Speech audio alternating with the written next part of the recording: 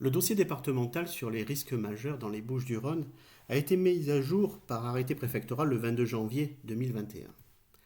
Cette mise à jour, outre le fait d'être réglementaire et prévue par le Code de l'environnement, permet une actualisation de la connaissance et des actions en matière de prévention des risques majeurs sur notre département. Elle permet aussi aux maires d'établir ou d'actualiser le document d'information communale sur les risques majeurs, le DICRIM. Le DDRM des Bouches-du-Rhône est construit autour de 4 grandes parties.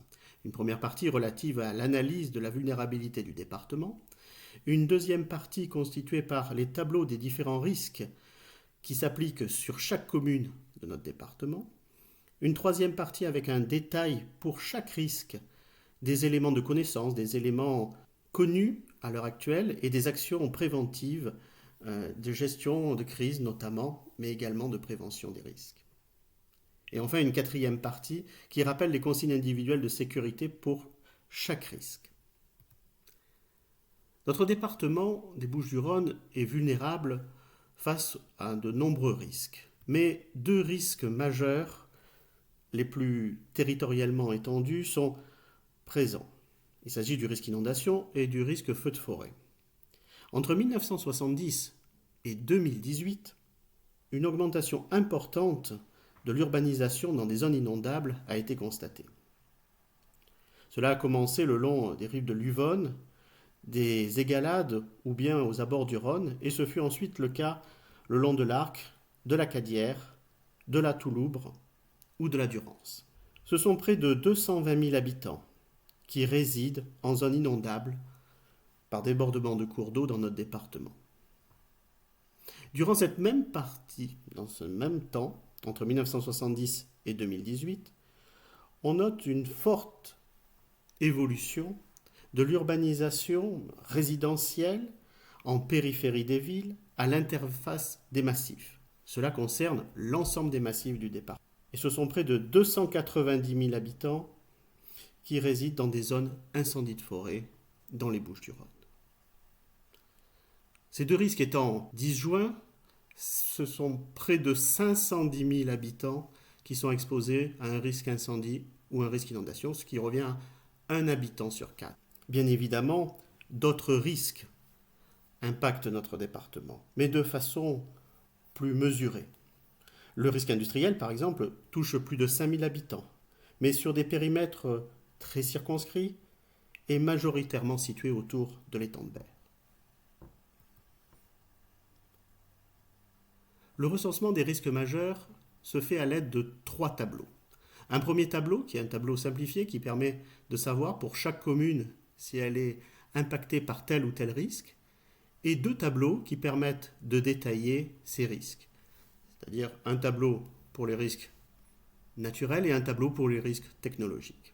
Vous pouvez me prendre 2 exemples rapides pour voir l'utilisation de ces tableaux, avec par exemple la commune d'Aubagne, où nous pouvons voir que la commune est concernée par le risque inondation, le risque séisme, mouvement terrain, feu de forêt, industriel ou transport de matières dangereuses ainsi que minier.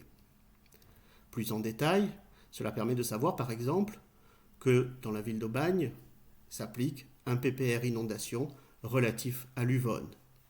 Également des PPR mouvement de terrain, un PPR retrait gonflement d'argile qui a été approuvé. Les phénomènes de mouvement de terrain, qui soient susceptibles ou avérés, peuvent être également repérés et les feux de forêt sont également renseignés sur cette partie-là. Pour la commune de Berre-l'Étang, de façon identique, nous avons l'ensemble des risques qui s'appliquent sur la commune, avec une information sur le PPR inondation par exemple, relatif à l'Arc, ou sur un PPR mouvement de terrain, retrait et gonflement d'argile, et de la même façon, des feux de forêt qui impactent le secteur. Pour les risques technologiques, nous avons le renseignement, donc pour la ville d'Aubagne, d'un plan particulier d'intervention au niveau industriel, ainsi que des mines de lignite qui sont présentes et du transport de matières dangereuses.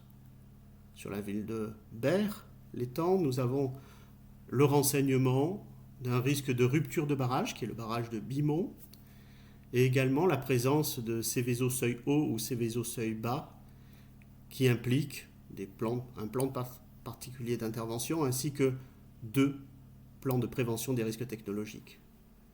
Les mines de lignite et transport de matières dangereuses sont également renseignés. Donc on a bien la double approche, une première approche très générale et puis des risques naturels et technologiques qui sont plus détaillés dans ces tableaux. De la même façon, on a cette différenciation entre les différents risques dans le détail de la troisième partie du DDRM. Au niveau des risques naturels, sont développés les risques inondation, risque mouvement de terrain, le risque séisme, le risque feu de forêt, le risque tempête et tornade. Au niveau des risques technologiques, nous avons les risques industriels, risques nucléaires, rupture de barrage, transport de matières dangereuses et miniers. Et nous avons également des risques majeurs particuliers que sont les risques de rupture d'un ouvrage de protection contre les inondations, le risque climatique et le risque radon.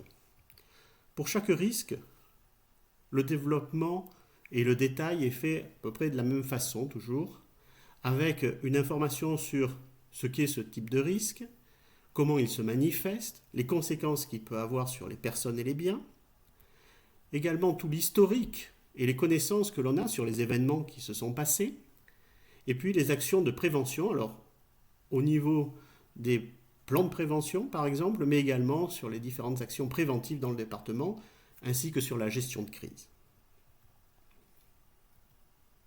La quatrième partie du DDRM et dernière partie concerne les consignes de bonne conduite, donc avec des consignes générales, mais également des consignes individuelles de sécurité avec les actions à mener avant, pendant ou après l'événement, ainsi que des pictogrammes pour avoir une connaissance et se souvenir facilement des actions à mener. Et ça, ces actions-là sont faites pour chaque risque. Le DDRM peut se retrouver sur Internet, donc le DDRM des Bouches-du-Rhône, sur le site des services de l'État dans le département des Bouches-du-Rhône, à l'adresse bouches-du-rhône.gouv.fr, dans la rubrique Politique publique et la sous-rubrique Environnement, risques naturels et technologiques. On accède donc à la page relative au DDRM avec la possibilité soit de télécharger et de lire le document en entier, soit de ne télécharger ou de lire que telle ou telle partie, si l'on est plus intéressé par le tableau des communes qui recense les risques majeurs, ou bien les différentes consignes individuelles de sécurité, cela est possible. Nous vous remercions de votre attention et nous souhaitons une bonne lecture du DDRM des Bouches-du-Rhône. Merci.